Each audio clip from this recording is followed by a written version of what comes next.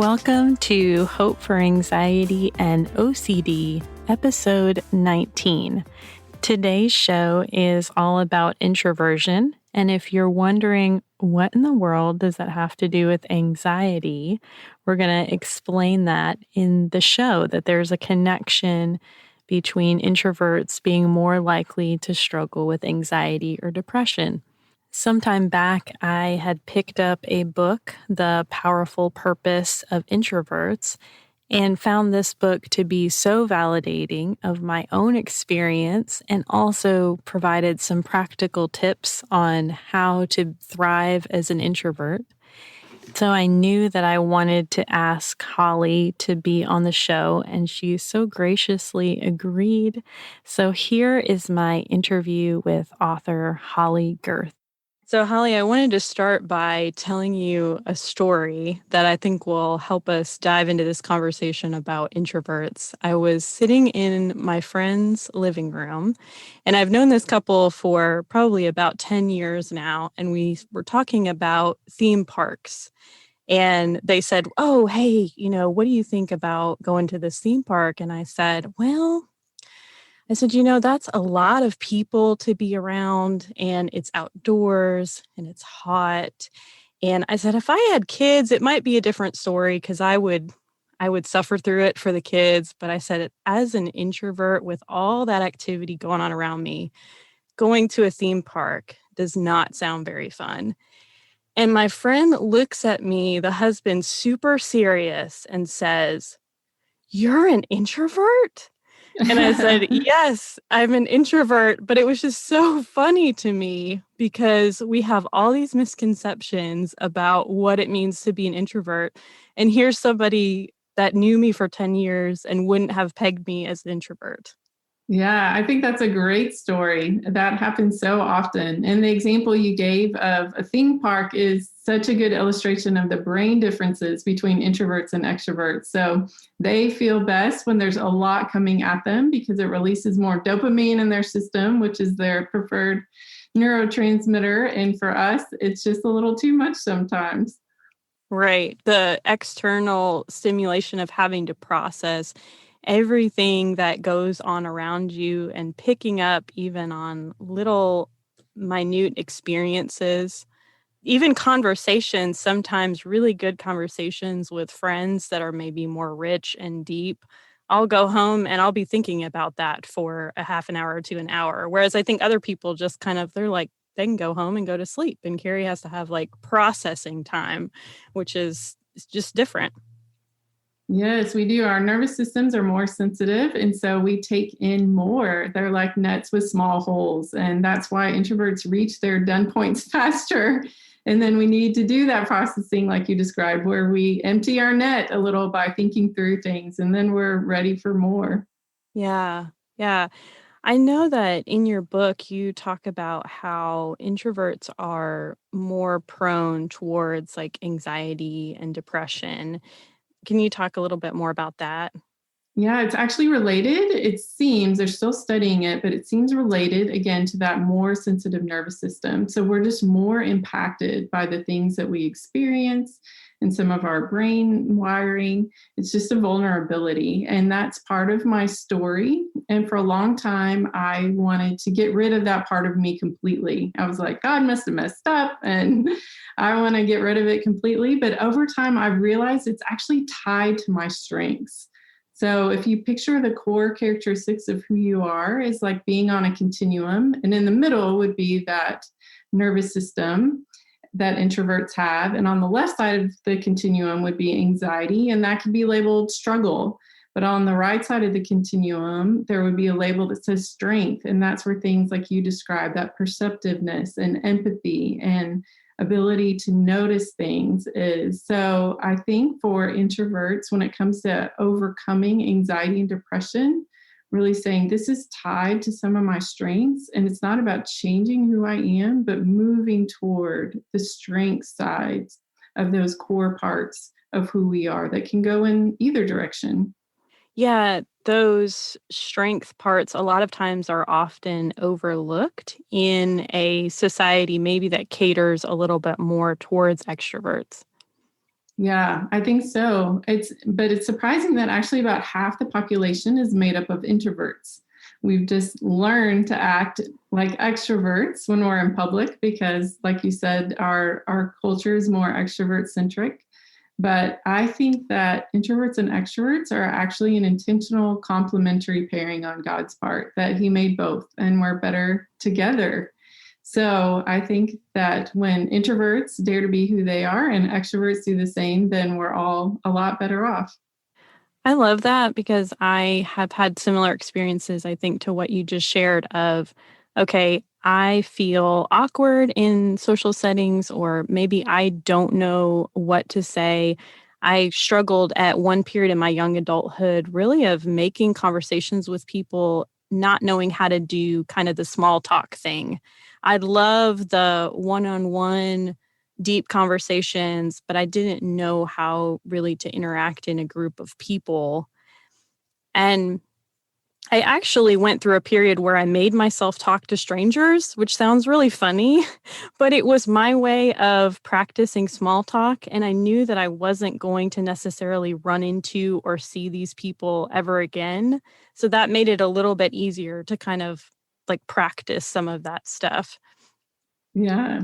One of the things I liked that you said in the book was that you try to bring an extrovert with you to a party, but they also appreciate having an introvert, which I thought was really cool too. Yeah, I call them my designated extrovert. So if I'm at a conference or somewhere like that, then I look for an extrovert. And it does work out well because they want to kind of flit from conversation to conversation and talk to as many people as possible a lot of the times. And then if there's one person that wants to go really in depth and tell me a long story and talk and maybe even cry for an hour, then they're like, you got this one, So we both have our strong points. And again, those are stereotypes. Of course, introverts can learn to network, like you said, and extroverts are, of course, caring people too. But I do think that when we can team up and help each other out, that can be really useful. And the reason why we prefer those conversation types for extroverts, they use a brain pathway for processing that's shorter, faster, more focused on the present. So they can pretty easily do that quick, small talk. It's also why they like talking on the phone more than introverts. And introverts use a pathway that's longer, more complex, takes into account the past, present, and future. So we need a bit of time to respond. But often when we do, it adds depth and insight, context to what we're saying in that conversation. So again, it's something that can be frustrating at times, but is also a strength. It's what makes you a great counselor, that you have the ability to use that longer pathway and go to those deeper places with your clients. I absolutely believe that because there will be times where I'm outside of session and I'm thinking about a client and their situation in a little bit more depth, and I'm able to have some mental clarity.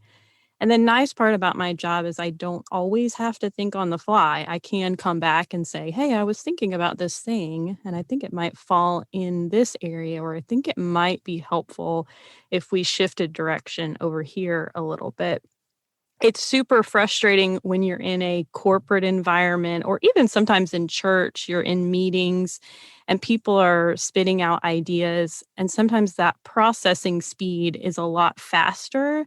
And so for the introverts to know it's okay, I think, to come back and say, I thought about this a little bit more, and to not feel guilty for not being able to think on the fly like maybe we see other people doing. Yeah, that's a great tip. One thing that I've learned through the process of writing this book is that extroverts just want a response. They don't necessarily need the response. And as an introvert, I tend to think I have to have my fully formed, as close to perfect as possible response before I say anything at all. But actually, extroverts just want to know that we're engaged and listening. And so I've found it's okay to say, I need some time to think about it because it really matters to me. Or I want you to know I'm listening to you and I hear you. I just need a little bit of time to work through that. And then let's set a time to get back together. And so that was freeing for me. I have a daughter who's an extrovert. And so I've learned to say to her things like that. I hear you. I am listening. Let me have just a little bit, and then I will get back to you, I promise. So that is one strategy. Also, preparing ahead of time can help us. Like as little in the moment processing that we have to do, that can be helpful. Like I'm sure you prepare for your sessions with clients. And then, like you said, you think about them afterwards. And that idea of saying to someone, especially in a meeting, hey, I'm going to get back to you by 8 a.m. tomorrow. I want to dig into this a little more. So preparation, and then knowing you can just use a response. You don't have to have the response. And then asking for time for follow-up. Those are 3 good strategies to help with that. That's so good. I like having the practical things to say with other people, and that can help in a variety of different relationships that we're talking about, whether it's your boss or your spouse, boyfriend, girlfriend, best friend, your child, like you named. This is just applicable in so many different areas. I'm curious for you, kind of like what that process was of really embracing your introversion in a different way, other than looking at it as a deficit, going from that to looking at it as a strength or as a God-given blessing. Yeah, well, I did it by pushing myself into burnout, which I Oh, don't no. recommend. So, especially when I first started publishing books, I started getting a lot of speaking invitations. And I literally told myself, I just have to be more of an extrovert now. Like, that's the job. And I said yes to everything, to everyone, without being very strategic about it. And at the end of one year where I traveled like 20 times, I was a keynote at a conference. And the next morning in the worship service, I just couldn't stop crying. And I felt like God saying, go home. And I knew he meant like, go home and take a nap because you are tired, but also go home to who I created you to be. And I realized that each of us are perfectly designed for God's purpose for our lives, not for anyone else's. But for ours, we have what we need. And so I went home and I went to counseling. That was part of my healing journey. I told my close people, hey, I'm not okay. I need to make some changes. I spent time with God and just asking, what have I taken on that you never asked me to? And started saying no more strategically and started saying yes more strategically, and realized that I didn't have to do all those things in order to fulfill God's purpose for me, that I could be an introvert and still make an impact, and that it was more than okay to just say, this is who I am, and I'm going to build my life around that. So it was a long journey, and I wouldn't recommend anyone do it that way, but that's how it worked for me.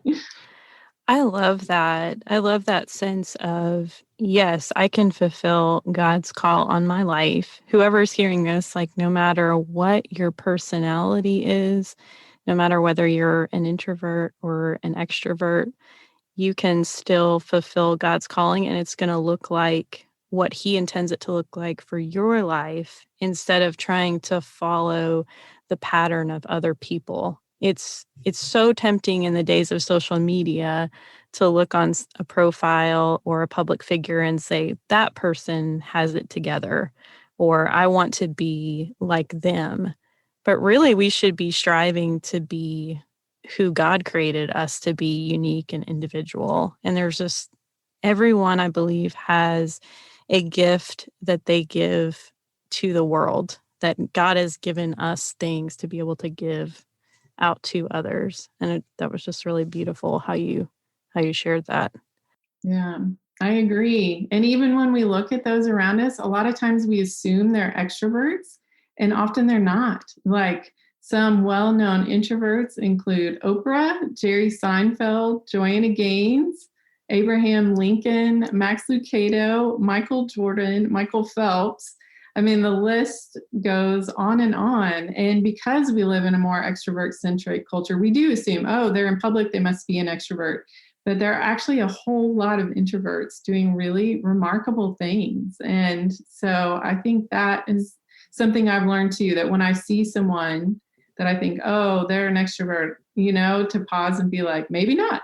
maybe they're in their zone of what I call brilliance and belonging, where there's this thing that they do that brings them into a different place, but maybe they're an introvert just like me. Do you feel at times like God's calling on you to do specific things has been totally scary? Yeah. Yes. Yeah. I feel like that too, and I wanted to ask you that because even, like, putting out this podcast, like, it's terrifying, and the only reason I continue doing it is because, well, 2, 1, I believe it's God what God wants me to do, and 2, I'm having enormous amounts of fun with it, talking to people and interviewing them. But it is scary to do new things or to put ourselves out there, and I think sometimes as Christians, we maybe have been fed this lie that if I'm doing something for the Lord or if I'm following God's calling on my life, somehow I'm supposed to have 100% confidence in that, and I'm not going to experience anxiety and I'm not going to experience fear. And I just wanted to just dispel that myth because it's a myth. Yeah, it is. I once looked at all the verses that say, do not fear in scripture, and they're almost always to someone who's already afraid. So it's not like a command, don't ever feel fear. It's God saying to us in a reassuring way, you don't have to stay in that fear because I'm with you. And I realized that we are afraid when something matters to us. Like we don't get scared about things we don't care about, you know? And I don't get scared that I'm never going to get to be, an accountant or engineer. And, probably the folks who love their jobs are like, they're not scared. They're never going to get to be a writer or a podcaster. It's the things that matter most to us that scare us most. So in that sense, the fear is never going away, or in a way we don't want it to, because that probably means that the passion is also going away. And so just recognizing that fear as proof that we're doing work that matters. And then I would say the day I stop being afraid is the day I should probably walk away, because it's the day I think I can do it on my own without God's help. Wow. Like fear keeps us dependent and saying, okay, God, this is bigger than me. I don't think I can do it, but I'm going to trust you can through me. And then we take the next step forward. But I think fear is just with us when we do things that are worth doing.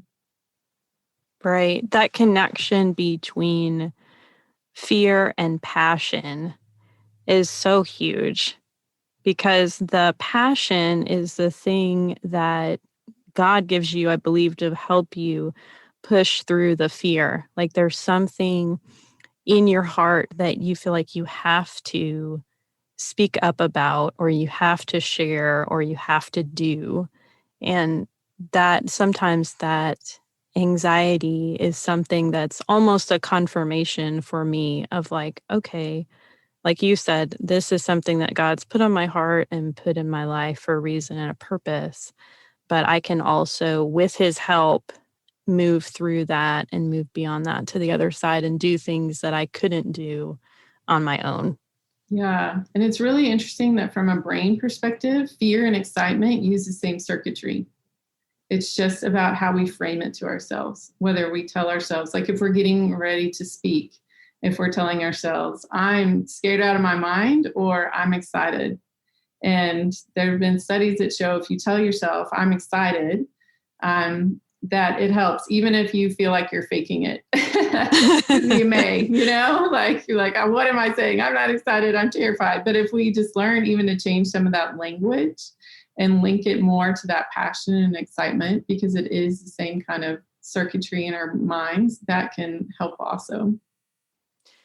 I think some people should try that next time before going to a party. I am so excited to be with my friends, because that is true. You're excited to be with people, hopefully, that you love and enjoy. What are let's talk about maybe some practical things that if people are struggling with anxiety in social settings or when they meet new people, those types of things, are there any tips that you've found helpful for you or through your research? Well, Susan Cain wrote a book called Quiet about introverts and also one for kids. And she uses the metaphor of extroverts are like helicopters, introverts are like airplanes. And so extroverts in social settings kind of immediately lift off, like they're just jump right in. And introverts need a runway. So to ease into it a bit more. And so if you're an introvert, it can actually help to get to places a little bit early so that you have time to get familiar with your surroundings, to feel comfortable there, see people come in one at a time instead of walking into a crowded room. Because it's tempting, right, as an introvert to come late. Right. Because we think that will help. But that any kind of preparation you can do ahead of time, even if it's just researching online, the restaurant or the venue, or looking at the people's Facebook profiles, not in a stalkery way, but in a I'm getting familiar with these people way, then that is helping yourself have a runway. And so I think that's one thing, or even doing research ahead of time, like saying, okay, what are some questions I want to ask people tonight? Having something. So when you're put on the spot, there's something in your toolkit for using. And then just honoring your done point, knowing that because we process deeply and we take in a whole lot, that it's okay if we're just done before other people, that it's okay if we're just like, I've had enough. I'm ready to go home. For socializing to be more about quality than quantity, I think is a helpful shift. And then finding ways to make bigger groups feel smaller. So in a group saying, how can I talk to one person at a time? Or taking on a role or responsibility, like at the holidays saying, I'm going to wash dishes because that means I get to stand at the sink and catch my breath for a few minutes. Or I'm going to take the dog for a walk. Or I'll be the one to run to the store. Often when introverts have a role or a responsibility, social settings become more comfortable. It's that unstructured time where it's just about like the back and forth conversations that aren't always our favorite, that can be challenging. So give yourself a runway or look for a role or responsibility when you're in the setting. One of the things that you mentioned that I've found super helpful for me, and it seems really silly, but I will become overwhelmed if I don't look at the menu beforehand. If I'm going to a new restaurant, it's like there are too many choices and too many options, and I feel like I have to read this whole thing and investigate it. And maybe other people don't look at menus that way, but when you're highly sensitive and that's how you process the information, it's just easier for me to almost decide before I go to the restaurant what I'm going to eat, or at least narrow it down to a few choices versus just having to do that all at once. And then usually people are trying to communicate with you as well. Like, oh, hey, how are you doing? It's like, okay, I can't talk and read and think and everything all at the same time. I've found it helpful at parties. I think I read this in a book a long time ago. I had read a book as part of my process called The Introvert Advantage. I don't even know if that's still out, but that book really helped me understand myself. And I think one of the things they said was, don't be afraid to sit down and let people come talk to you. And I had an interesting experience at a networking event one time where everyone was mixing and mingling, and I just needed a break from meeting new people. So I sat down on this sofa, and this extrovert woman came over and she started talking to me, and I was thinking, oh gosh, I came over here so I could like just sit down and have a break. But she interpreted that as like, oh, you're not having a good time. You're not mixing and mingling. And somehow like it's my role in this networking event to come over and rope you back in. So that was just a little kind of funny misunderstanding. But I think it's okay to kind of take a break or observe for a little while. And sometimes people don't understand that that's what you're doing. They just think that you're disengaged or not having a good time.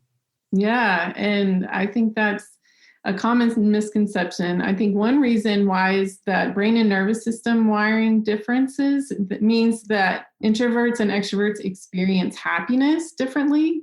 And so for extroverts, happiness looks like enthusiasm and excitement. And for introverts, calm and contentment. And so that extrovert assumed because you were over there being calm and content that you must not be happy at the party. And so our loved ones can do the same if you're in an introvert extrovert marriage or friendship or kids and parents. And so understanding that difference can be helpful. And also as introverts communicating, saying, I'm really enjoying just watching everyone, or just making it overt that we're in our happy place. It just looks different than it does for extroverts. But a lot of times that's what's going on. And I love your strategy of menus. I do the same thing, and I'd never thought about it as an introvert HSP thing. But that makes so much sense. And I think I'm going to do that in broader ways too. Like if I'm going to a conference, I'm going to say this conference is a menu. I don't have to eat everything on it. Like, Yes. Yes. What do I most want to consume while I'm here? And what will be the right amount for me that I get what I need, but I don't overindulge in a way that makes me not feel good by the time I'm going home. And I think you could do the same with a vacation, with a lot of different things. So I love that strategy. That's so true of conferences because they will literally have like, okay, and here's the breakfast for the new people, and then here's all of your conference schedule and the special lunch and then the dinner evening thing. And I look at that and I'm like, no, I don't want to go all to all of that. Like when you're having your evening 8 p.m. thing, I want to be in my PJs reading and decompressing because I've been around people all day long. What are you thinking? So that's really funny too that you mentioned conferences, because that's been my experience of looking at them like, we have way too much stuff on this menu. I'm not going to go to all of that. Yeah. And so just saying, I'm going to pick and choose what's going to add the most value and not worry about the rest. Again, it's that quality over quantity, such an important strategy, especially for introverts. Mm-hmm. I know that things like trips or being around family for long periods, even people that you love and value. My spouse and I, we have introvert time. There's times where we just kind of want to go to, a separate space in the house and just read or relax. And we just kind of check in with each other about that. Like, hey, is it, are you cool if I go here and read? Oh, yeah, that's fine. I just kind of need to decompress. And we don't always have to be around each other all the time, and there's a peace and a communication about that. I've had vacations with friends where, like, I can think my best friend and we kind of had an understanding of just like, we need time alone at the end of the day. We're going to be around each other all day, doing fun things, going places and seeing people, and then there needs to be some kind of decompression time at the end where we're not having to be fully engaged or talking to each other or doing an activity every second of the day. I think that's it. That's important in terms of when introverts are planning things like vacations, to really take that time and be gentle with themselves of, you don't have to absorb every single moment. You can have some happiness in your peace and contentment and relaxation at the end of the day. Yeah. And I think it can be helpful to ask each other, what will help you enjoy this vacation, the holidays, whatever it is that you're going into with another person. And so that gives introverts the opportunity to say, I'm going to need a nap or I'm going to need an hour to read every day. And the extroverts would say, I'm going to need to have a little adventure every day, whatever it is. And so a lot of times we just assume that other people are wired like us. And so we are afraid to ask for what we need, or we miss seeing what someone else needs. And so I think just having those conversations can be helpful. There's so much about this that as you start to develop an awareness of yourself, your own body, even how you feel physically and emotionally when you're around other people, how you feel physically and emotionally doing certain tasks. Some may feel more draining to you than others, and how you rejuvenate that mental and emotional energy. And if you can develop some awareness over those things, then it allows you to know what you need. And if you know what you need, then you can advocate for what you need. And there's so many pieces I think that go together with that, but I hope that some of this conversation helps spark like self-reflection in our listeners, just of, okay, how do I really feel in these situations? With anxiety, there's a tendency to just avoid and just say, it makes me feel uncomfortable, like I'm not doing it. Party with 20 people and I only know one person, I'm not going. And I would just encourage people really to say, instead of tapping out and avoiding, to say, how can I set myself up for success in this situation instead? Like some of the tips that we talked about a little bit earlier. How can I engage socially in a way that's going to be most comfortable for me, understanding that it may not necessarily be 100% comfortable.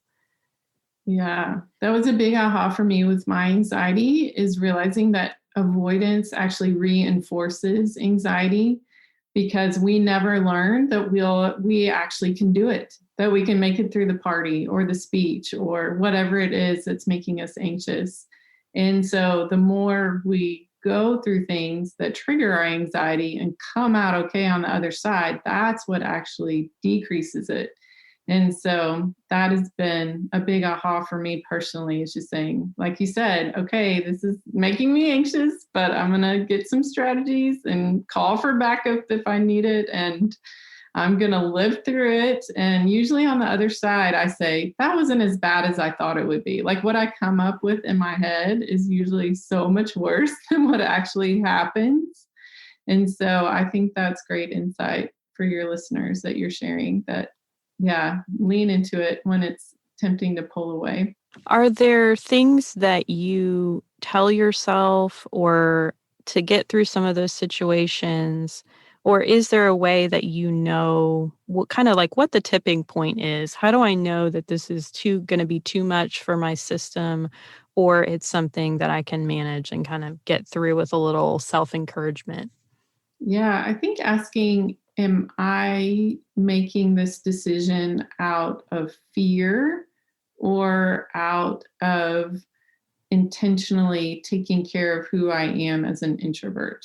Because those are two different things. So if there's an event that would probably be beneficial and I know that, but I'm just like, I'm scared, so I'm not going, then I try not to let myself off the hook. But if I'm saying, I'm exhausted and I know the close people in my life need some things from me, and I've got to prioritize my energy, and this event is just not making the cut because it's a want to, not a need to, then that's a different thing. And just saying it's okay to prioritize what I spend my emotion and energy on, especially as an introvert. And so just asking, where is this coming from? Is it from a fearful place or is it from a proactive place? I think can be helpful. That's really, really good. So before we end here, at the end of every podcast, I like to ask the guest to share a story of hope, which is a time in which you received hope from God or another person. Okay. So my story of hope is my family story. I went through about a decade of infertility. My husband and I couldn't have our own kiddos. And so we ended up adopting a 20-year-old Wow.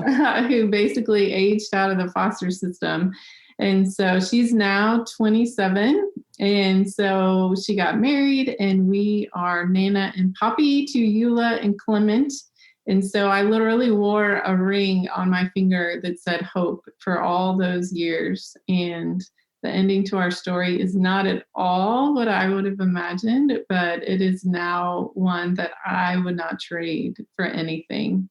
So I think about that still when I'm in a situation where I'm waiting or I'm uncertain of the outcome, just knowing that God's working out something probably better than I could have imagined on my own. That's awesome. Thank you so much for sharing that. So, Holley, tell us a little bit about your book. It's called The Powerful Purpose of Introverts, Why the World Needs You to Be You. And I spent years doing the research behind it. It has tons of information, but I also did a survey of my blog subscribers about their biggest challenges as introverts. And I used that. I got thousands of responses. And so digging into that, I noticed patterns of struggles, but also patterns of strengths. And so the book really unpacks what are the gifts and strengths the world has to receive from introverts, and how can you individually recognize those strengths in yourself and maximize them and overcome the struggles that might get in your way. And so I hope that it's both encouraging, but also very practical. There's a lot of interactive tools in it. There's questions for reflection.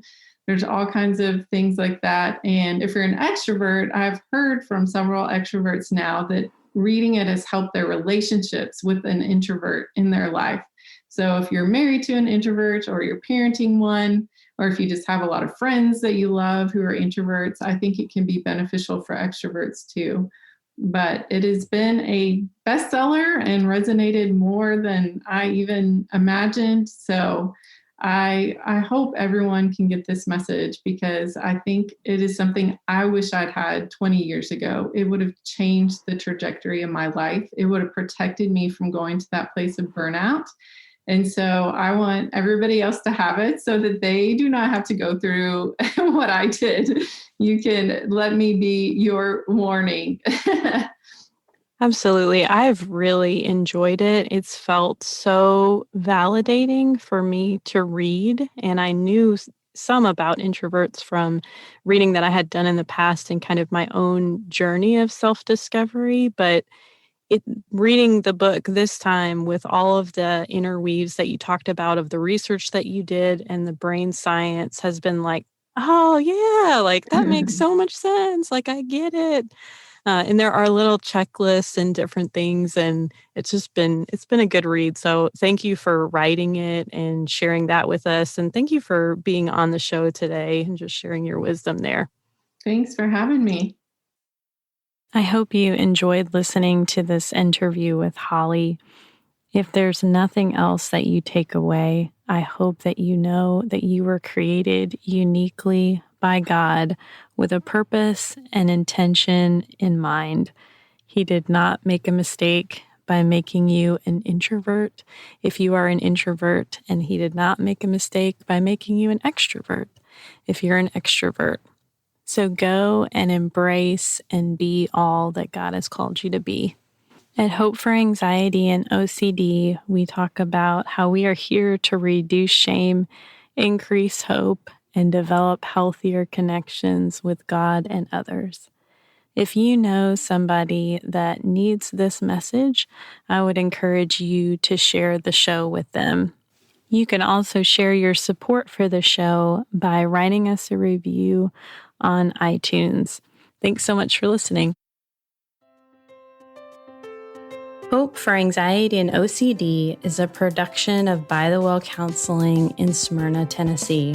Our original music is by Brandon Maingram, and audio editing was completed by Benjamin Bynum. Until next time, may you be comforted by God's great love for you.